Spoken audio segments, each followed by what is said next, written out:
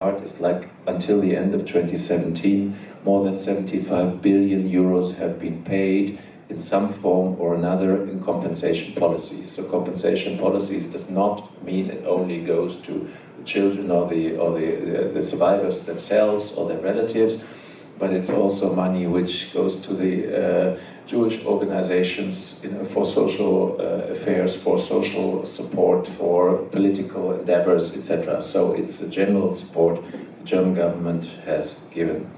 Nowadays, the average per year, it's estimated about $1 billion a year, euros a year is given to in compensation payments.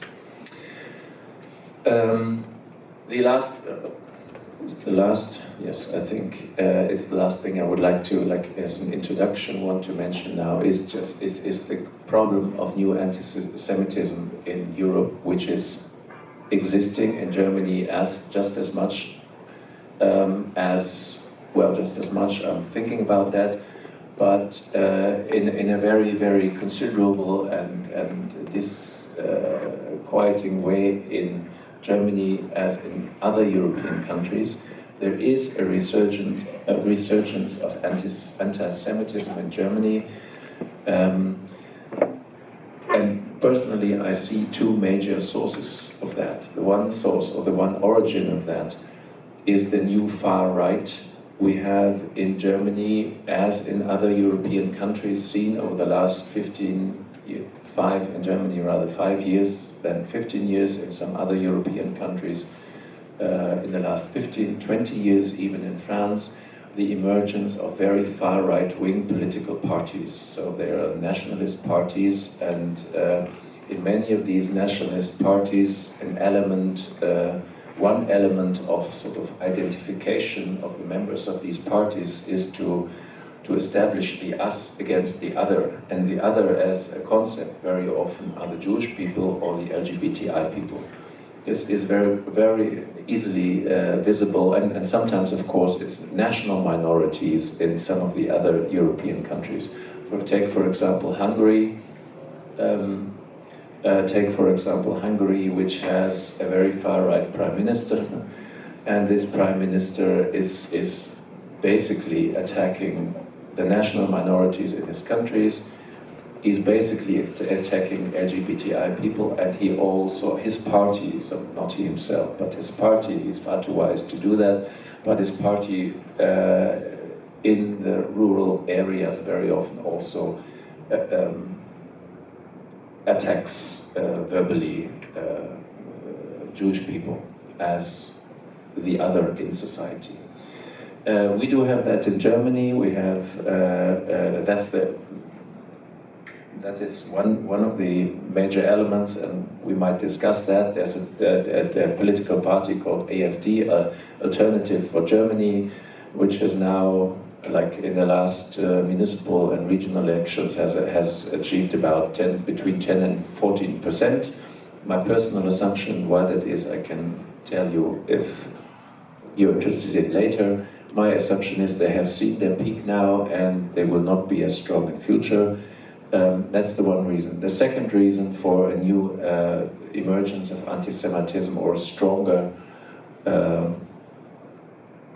the fact that anti-Semitism is seen more openly and more clearly in society nowadays than about 15 or 20 years ago, is of course the influx of very many Muslim people to Germany, and in a lot of Muslim countries it's part of the, not Muslim, it's the Middle East, a lot of the Middle East countries, part of the official ideology is an anti-Israel stance, and that of course has to do with the situation of the Palestinian people, and therefore we have the influx of many foreigners from countries in which it is not sort of state politics to try to decrease anti-Semitism or anti-Judaism or anti-Israelism, but it's part of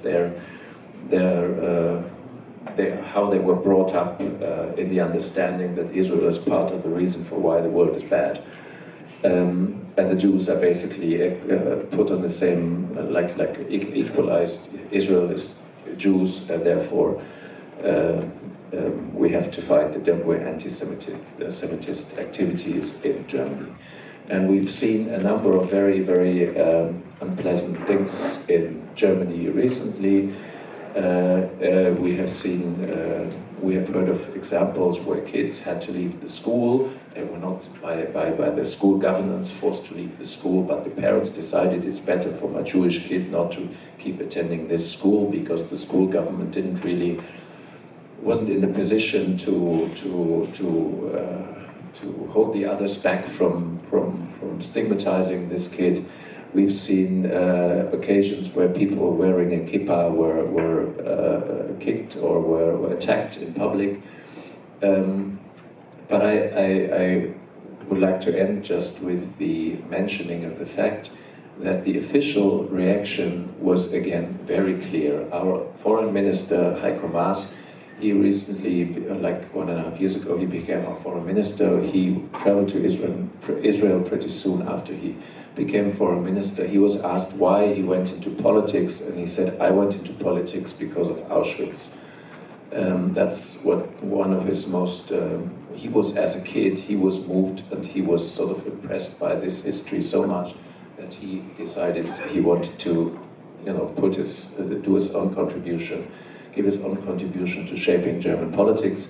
And the other thing is, of course, after this incident when the guy was publicly attacked in Berlin for wearing a kippah, there was a march a few days later called Germany Wears Kippah, and there were a couple of thousand people on the street wearing a kippah, one of them being our foreign minister. So that as part of a far too long introduction, and now I'm very happy to take any questions, should there be any. Thank you.